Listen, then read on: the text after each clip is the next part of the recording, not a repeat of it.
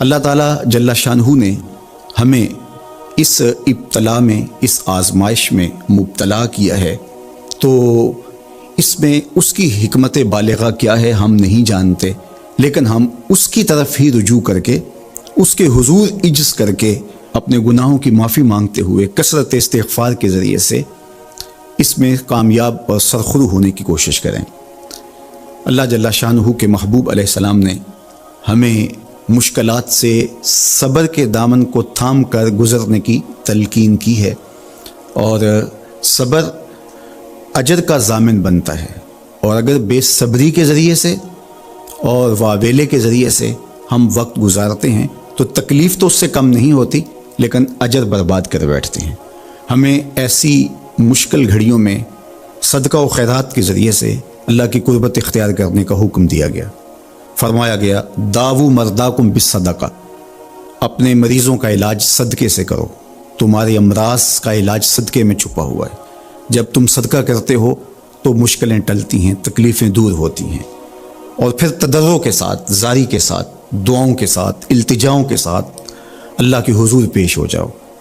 تم امتحان گاہ میں کھڑے ہو، واستقبلوا امواج البلاء بالدعاء والتضرع، فرمایا کہ بلاؤں اور آزمائشوں کی موجیں جب تمہاری طرف بڑھ رہی ہوں تو تم تضرع اور زاری کے ساتھ اللہ کی مدد اور اللہ کی پناہ لے لو، اور جب تم اس کی پناہ میں آ جاؤ گے تو پھر تکلیفیں تمہارا کچھ نہیں بگاڑ سکتی، تمہارے درجے بلند ہوں گے، اور تمہاری خطاؤں سے اللہ درگزر فرمائے گا، اور تمہارے لیے راحتوں کے، کرم نوازیوں کے در کشادہ ہوں گے۔ اللہ جل شانہ کی بارگاہ میں ہم دعا بھی کریں، کثرت کے ساتھ استغفار بھی طلب کریں، چونکہ استغفار ہمارے لیے تریاق کا درجہ رکھتا ہے، بالخصوص جب ہم ان حالات میں ہیں۔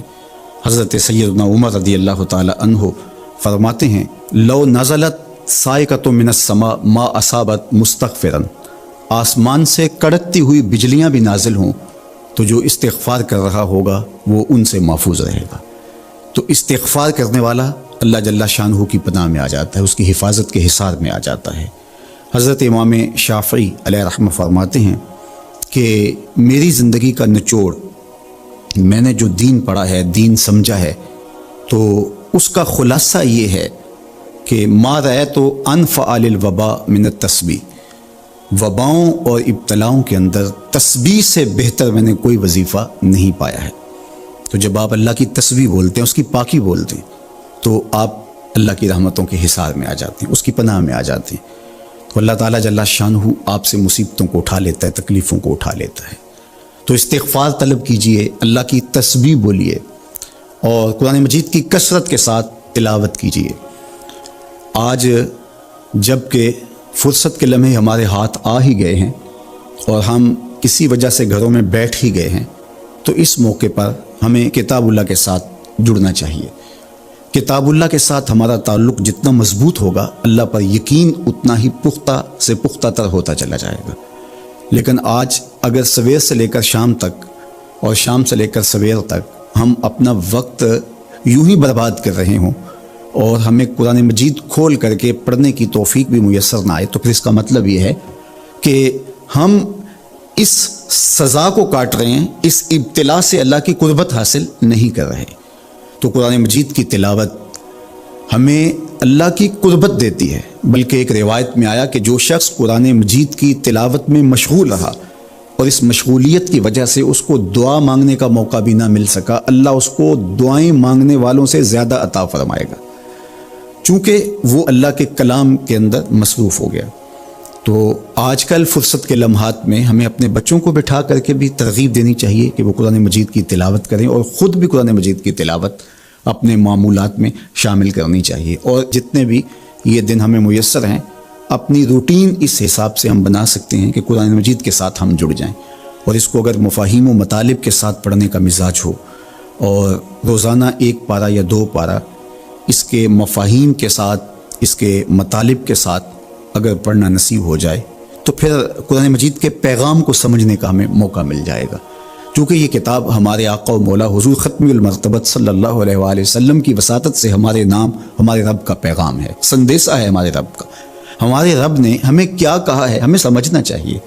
دنیا کے کسی ایسے ملک سے میرے اور آپ کے نام کوئی خط ہو اور اس زبان میں ہو جو زبان میں نہیں جانتا، تو اتنی دیر تک میں چین سے نہیں بیٹھتا، آپ چین سے نہیں بیٹھتے جب تک اس کے مندرجات معلوم نہیں کر لیتے، اس میں خوشی کی خبر ہے یا کوئی غم کا قصہ ہے، یہ خط میرے نام کیا پیغام لے کر آیا ہے۔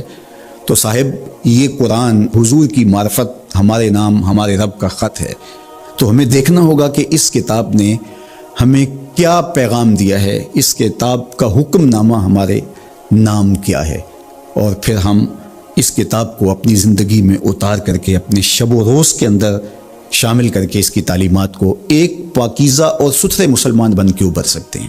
تو اس موقع سے بھرپور فائدہ ہمیں حاصل کرنا چاہیے، اس کی تلاوت بھی کریں۔ خالی تلاوت بھی قرآن مجید کی تمہیں محرومیوں سے نکالے گی۔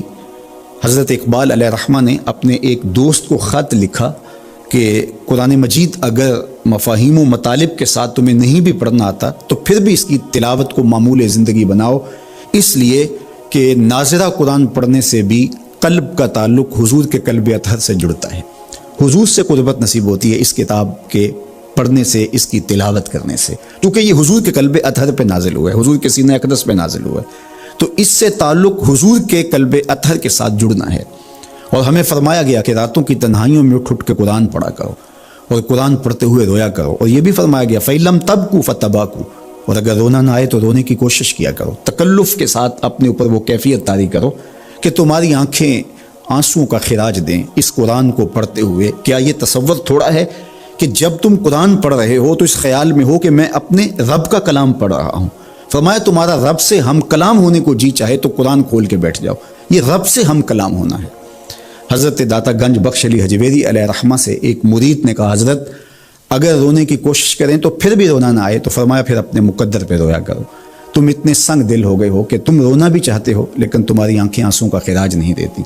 تو اس کتاب کے ساتھ جڑ کے، اس کتاب کے ساتھ وابستہ ہو کے، اس کے ساتھ تعلق خاطر قائم کر کے اپنی زندگی کو سنوارا جا سکتا ہے۔ یہ کتاب زندگی ہے، یہ نسخہ حیات ہے، نسخہ کیمیا ہے۔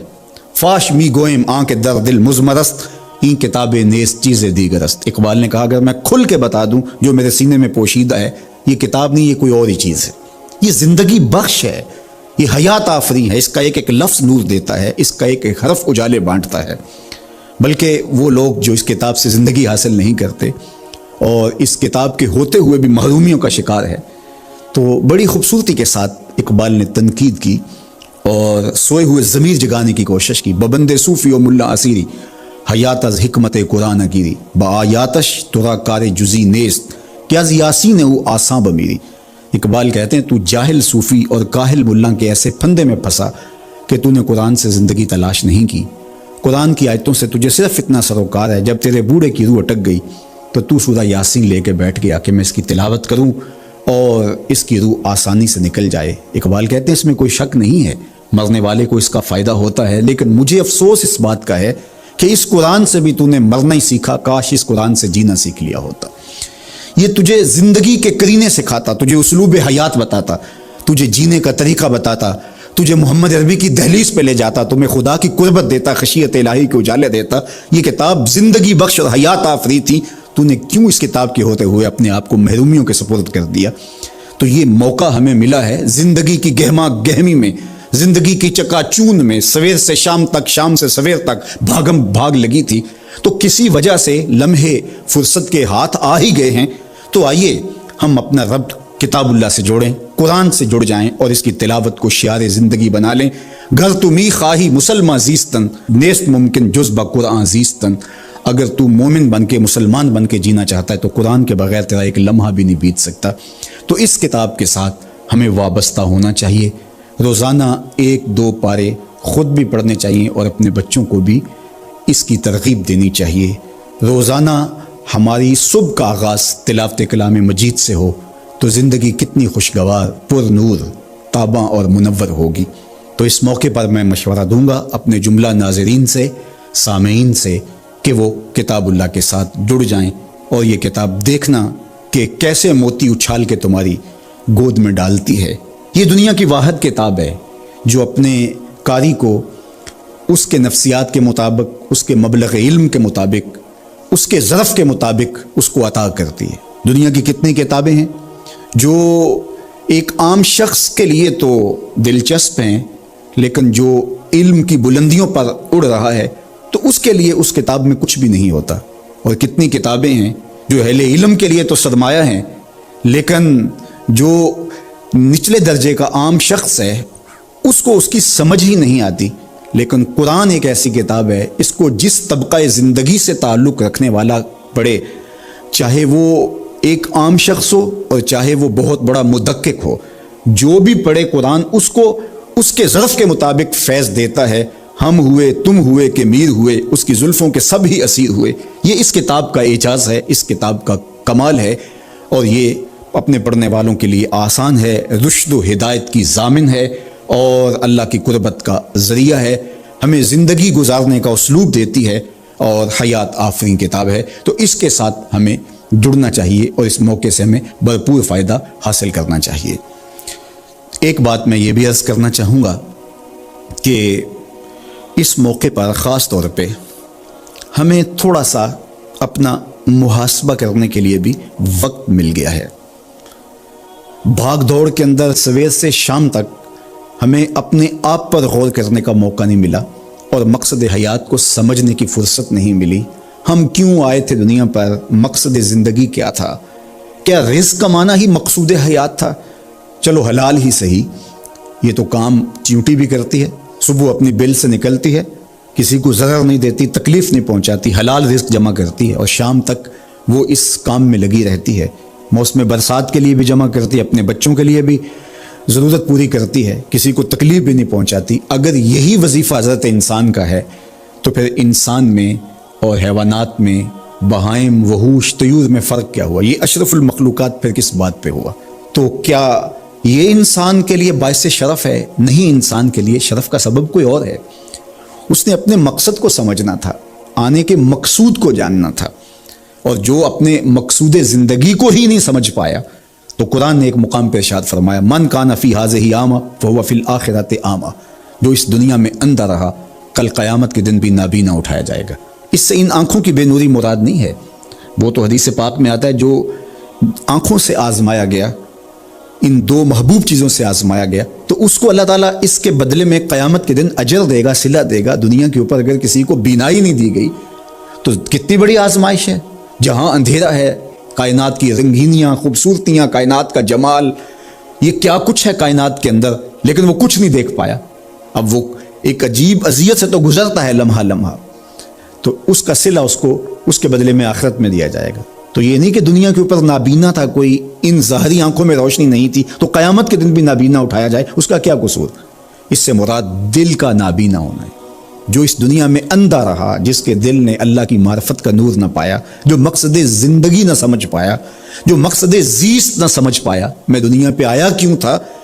وہ کیا خوب کہا تھا اکبر الہ آبادی نے، کیا بتائیں احباب کیا کار نمایاں کر گئے، بی اے کیا، نوکر ہوئے، پینشن ملی اور مر گئے۔ زندگی کا یہ مقصد تو نہیں ہے۔ تو زندگی کسی کام کے لیے ہم اللہ کی معرفت حاصل کریں، اپنی زندگی کے مقصود اور مدعا کو سمجھیں کہ ہم کیوں تخلیق کیے گئے، اور ہمیں فہم و فراست اور عقل و خرد سے کیوں نوازا گیا۔ تو وہ مقصد اگر ہم نے نہیں پایا تو اس موقع پہ ہمیں اپنا محاسبہ کر کے غور کرنا ہوگا اور اپنی زندگی کی راہوں کو درست کرنا ہوگا۔ اللہ کے حضور رجوع کریں، سچی توبہ کریں۔ آج یہ تھوڑے سے حالات دگرگوں ہوئے اور موت آنکھوں کے سامنے رقص کرتی ہوئی نظر آئی۔ ابھی تو ہم نے سوشل میڈیا پہ مختلف لوگوں کی موت کے رقص کو دیکھا، ہم نے الیکٹرانک میڈیا کے اوپر مختلف ممالک کی خبریں دیکھیں اور دل لرزنے لگے۔ اور جب اپنی آنکھوں کے سامنے ان لوگوں نے یہ مناظر دیکھے ہوں گے تو کیا عالم ان کا ہوگا اور کیا کیفیت ان پر بیتی ہوگی، اور کس کرب سے، کس اذیت سے وہ گزرے ہوں گے۔ اور ہزاروں انسانوں میں سے کوئی ایک شخص آغوش موت میں اترا، اور اس کی سسکیاں اور آخری لمحے، اس کی تڑپ اور اس کی بے چینیاں اور اس کے خاندان کی محرومیاں اور ان کی آنکھوں سے برستے ہوئے آنسو دل لرزا دیتے ہیں۔ تو ذرا 2 لمحوں کے لیے تصور کر لیجئے کہ اربوں انسان ہیں، تو چند ہزار لوگ آغوش موت میں اترے تو ہمارا وجود لرزنے لگا، تو وہ لمحہ کتنا دردناک ہوگا۔ جب یہ زمین بھی لپیٹی جا رہی ہوگی، جب آسمان بھی لپیٹا جا رہا ہوگا، اور ہر ذی روح اس دنیا سے رخصت ہو رہا ہوگا، اور خوف قیامت اور قیامت کا وہ زلزلہ، وہ جھٹکا، اپنے اطراف میں دائیں بائیں آگے پیچھے لاشیں گرتی نظر آئیں گی، اور پھر جسموں کے پرزے اڑتے ہوئے دکھائی دیں گے۔ اذا زلزلت الارض زلزالها واخرجت الارض اثقالها وقال الانسان ما لها یومئذ تحدث اخبارها۔ وہ داروگیر کے لمحے، وہ ایک خوفناک چنگھاڑ اور چیخ، وہ اتنا دردناک لمحہ ہوگا کہ ہول قیامت سے پیدا ہوتے ہوئے بچے کے بال سفید ہو جائیں گے، وہ اتنا دردناک لمحہ ہوگا۔ تو وہ لمحہ بھی آنے والا ہے، اور ہم سب لوگ آغوش موت میں اترنے والے ہیں۔ اگر اس وبا سے میں اور آپ بچ کے نکل بھی جاتے ہیں تو کیا موت سے ہم بچ پائیں گے؟ تو یہ ہمارے لیے ایک جھنجھوڑنے کا لمحہ ہے، ہمیں تنبیہ کی جا رہی ہے، یہ تازیانہ عبرت ہے ہمارے لیے، اور ہم اپنی آخرت کی بہتری کے لیے کوشش کر لیں اور دیکھیں کہ یہ لمحات زندگی کے اور یہ گھڑیاں جو آج ہمیں میسر ہیں، ایک وقت آئے گا یہ بھی میسر نہیں ہوں گی، اور اگر آج ہم نے عبرت حاصل نہ کی تو پھر سوائے ہاتھ ملنے کے کچھ نہیں ہوگا۔ وہ ایک فقیر تھا، بازار سے گزر رہا تھا تو لوگوں کو دنیا میں کھوئے ہوئے دیکھا تو دل میں رحم جاگا، تو ان کو سمجھایا کہ یہ سب کچھ دنیا ہی نہیں ہے، اس دنیا کے بعد بھی کوئی جہاں ہے، تم نے کسی کے حضور پیش ہونا ہے اور اپنے اعمال کی جواب دہی تمہارے کندھوں پہ ہے، تو آؤ اپنی آخرت کو یاد کرو اور اپنے رب سے تعلق جوڑ لو۔ لوگوں نے کہا جا بابا کام کر، تجھے کیا پتہ کہ دنیا کی لذتیں کیا ہیں اور ہم کس کام کاج میں لگے ہیں، جا اپنا کام کر۔ وہ شخص دل برداشتہ ہو گیا، وہاں کھڑا ہو کے آنسو بہانے لگا۔ کوئی شخص گزرتا ہوا رکا تو اس نے ایک شخص کو روتے ہوئے دیکھا تو رک کے کہنے لگا کہ کسی نے تجھے تنگ کیا ہے، کسی نے تیرے اوپر کوئی زیادتی کی ہے، تم کیوں رو رہے؟ اس نے کہا کسی نے کوئی زیادتی نہیں کی، بس ان کے رویے نے رلا دیا۔ کہا کیا ہوا؟ کہا گزر رہا تھا، ان کو دنیا میں کھوئے ہوئے دیکھا، دل میں خیال جاگا کہ ان بندوں کی اور رب کی صلح نہ کروا دوں۔ تو کہا پھر کیا بنا؟ کہا وہ تو مان گیا تھا، یہی نہیں مانے۔ وہ تو کہتا تھا لے آ میری دہلیز پہ، میں سارے گناہ معاف کر دوں گا۔ التائب من الذنب کمن لا ذنب لہ، گناہ سے توبہ کرنے والا ایسا ہو جاتا ہے جس طرح اس نے گناہ کیا ہوا ہی نہیں۔ نامہ اعمال سے بھی گناہ مٹا دیے جاتے ہیں، فرشتوں کی یاداشتوں سے بھی محو کر دیے جاتے ہیں، اور گناہ جس جگہ پہ کیے زمین گواہ ہوتی ہے، ہاتھ پاؤں گواہ ہوتے ہیں، سب جگہوں سے محو کر دیے جاتے ہیں۔ اور گناہ سے توبہ کرنے والا ایسے ہوتا ہے جیسے اس نے ابھی ماں کے پیٹ سے جنم لیا ہو۔ تو کہا وہ تو کریم ہے، سورج ابھی مغرب سے طلوع نہیں ہوا، رحمت کا در کشادہ ہے، توبہ کا دروازہ بند نہیں ہوا، تو میرا خیال تھا ان بندوں کی اور رب کی صلح کروا دوں۔ تو وہ تو مانتا تھا، ہم تو مائل بکرم ہیں، کوئی سائل ہی نہیں، لیکن ان سے بات کی تو یہ نہیں مانے۔ خیر وقت گزر گیا، وہی شخص دو ایک دن کے بعد قبرستان کے قریب سے گزرا تو وہی فرد وہاں روتا ہوا پایا گیا۔ تو اس نے پھر اپنی گاڑی، اپنی سواری روکی اور کہا بابا عجیب شخص ہے، بازاروں میں بھی روتا ہے، قبرستانوں میں بھی روتا ہے، آج کیا مسئلہ تجھے ہوا؟ کہا مسئلہ وہی میرا کل پرسوں والا ہے۔ کہا کیا ماجرا ہوا؟ کہا بازار میں گیا تھا اور میرا خیال تھا کہ بندوں اور رب کی صلح کروا دوں، وہ تو مان گیا لیکن یہی نہیں مانے، مایوس ہو کے آج قبرستان والوں کے پاس آ گیا اور یہاں میرا خیال یہ ہوا ان کی اور اس کی صلح کروا دوں۔ تو بڑی دلچسپی سے پوچھا کہ آج کیا بنا؟ کہا آج یہ مان گئے ہیں، وہ نہیں مانتا۔ تو قبل اس سے کہ ہم مانیں، یا لیتنی قدمت لحیاتی، ہائے میں نے یہ زندگی آخرت کے لیے آگے بھیج دی ہوتی، لیکن وقت بیت چکا ہو۔ تو آج وقت ہے، وقت پر کافی ہے ایک قطرہ بھی آب خوش ہنگام کا، جل گیا جب کھیت برسا می تو پھر کس کام کا۔ میں نے تو کتب میں پڑھا ہے کل قیامت کے دن نیکوکار بھی پچھتائیں گے، بدکار بھی پچھتائیں گے۔ بدکاروں کا پچھتانا تو سمجھ میں آتا ہے، نیکوکار کیوں پچھتائیں گے؟ جب وہ اپنے اچھے اعمال کی جزا دیکھیں گے تو وہ پچھتائیں گے، جو چند لمحے ضائع کر دیے وہ بھی کیوں ضائع کر دیے، وہ بھی یاد الہی میں بسر کیے ہوتے۔ اور جنہوں نے اپنی زندگی گناہوں میں گزار دی، خواہشات نفس میں گزار دی، آرزوؤں اور تمناؤں میں بسر کر دی، دو دنی چار کے چکر میں پڑے رہے، دولت کے انبار لگ گئے، پھر بھی نفس رجا نہیں ہے، اندر کی خواہشات تشنا کی تشنا ہی رہیں، پھر بھی سیرابی نہیں ہوئی۔ کوزائے چشم حریصاں پر نشد، تا صدف کانے نشد پر در نشد۔ رومی علیہ رحمہ فرماتے حریص کی آنکھ کا پیالہ نہیں بھرتا۔ کہا کہ جب تک صدف کانے نہیں ہوتا اس میں موتی نہیں آتے، اور سادی شیرازی بولتے ہیں کہ پیٹ بھر جاتا ہے آنکھ نہیں بھرتی۔ تو ساری زندگی حال من مزید کے نعرے لگاتے رہے، جتنا بھی میسر ہوا پھر آگے بڑھتے رہے، کسی جگہ پہ بھی فل سٹاپ نہ آیا، اور زندگی یوں گزرتی رہی، بسر ہوتی رہی، اور اپنی زندگی برباد کر دی، حتیٰ زرتم المقابر، یہاں تک کہ قبروں میں جا پہنچے۔ تو آج اپنی آنکھوں کے سامنے موت کا رقص دیکھ رہے ہیں، اور ہم پوری کائنات کے اندر دیکھ رہے ہیں کہ جو وسائل سے مالا مال تھے، جنہوں نے دنیا کو تسخیر کرنے کا دعویٰ کیا تھا، جن کا خیال یہ تھا کہ ہم ہر طرح کے حالات سے نپٹنے کی صلاحیت رکھتے ہیں، ہمارے پاس تمام وسائل میسر ہیں، لیکن آج کس طرح بے بسی کی تصویر نظر آتی ہیں۔ ایک چھوٹا سا وائرس ہے جو خوردبین سے دیکھا جاتا ہے، اور اس نے انسان کو بے بس کر دیا۔ تو انسان کو سمجھنا چاہیے کہ اللہ کی طاقت کتنی ہے۔ ایک تو قیامت کے دن جب لوگ آغوش موت میں ہوں گے، اور بڑے بڑے متکبرین، سرکش، متمردین، بادشاہ، شہنشاہ، کج کولا آغوش موت میں ہوں گے، تو اللہ تعالیٰ فرمائے گا آج کس کی بادشاہی ہے؟ تو کوئی نہیں بول سکے گا۔ اللہ فرمائے گا انا الملک، میں بادشاہ ہوں۔ فرمائے گا این المتکبرون، تکبر کرنے والے کہاں ہیں؟ تو کہاں ہوں گے تکبر کرنے والے؟ کوئی سر اٹھانے کے قابل نہیں ہوگا۔ اللہ فرمائے گا میں ہوں متکبر، کبریائی مجھی کو زیبہ ہے۔ تو یہ کل جو ماننا ہے تو اچھا نہیں کہ آج ہی مان لیں اور اپنی زندگی کو اس کی راہوں پہ لگا لیں۔ تو یہ مختصر زندگی اللہ کی امانت ہے۔ اللہ جل شانہ ہمیں اس زندگی کو اس کے راستے میں لگانے کی توفیق دے۔ یہ آزمائش کی گھڑیاں، یہ سزا کے جھٹکے، یہ عبرت کے تازیانے، یہ ہمارے سمجھانے کے لیے ہوتے ہیں۔ حضرت امام غزالی فرماتے ہیں یہ ڈوبتا ہوا سورج روز ہمیں بتاتا ہے کہ میاں زندگی پائیدار نہیں ہے، ایک دن تمہاری زندگی کا سورج بھی ڈوب جانا ہے۔ یہ پھیلی ہوئی قبریں، یہ جوانی سے بڑھاپے کی طرف بڑھتے ہوئے لوگ، یہ اٹھتے ہوئے جنازے، یہ سب کچھ تمہیں بتاتے ہیں۔ تم سمجھو اور اپنی زندگی کو خیر کی راہوں پر ڈال لو۔ آج لمحہ ہے زندگی کا موجود لمحہ، اور آج کا پچھتاوا کل کی بہتری کی ضمانت ہوگا۔ کل کا پچھتاوا سوائے حسرت بڑھانے کے اور کچھ نہیں ہوگا۔ اللہ مجھے آپ کو زندگی کی اچھائیاں نصیب فرمائے۔ اج ساوی نے کھلے راوی نے انج ٹوک انوکھڑے ٹوک دے نہیں، ٹر پویں تے پینڈے مک جاندے، گھر بیٹھے فاصلے مک دے نہیں۔ تو آج ایک ایک قدم بھی چلیں گے تو منزل تک پہنچ جائیں گے، لیکن کل یہ قدم شل ہو جائیں گے، یہ زبان بولنے سے بند ہو جائے گی،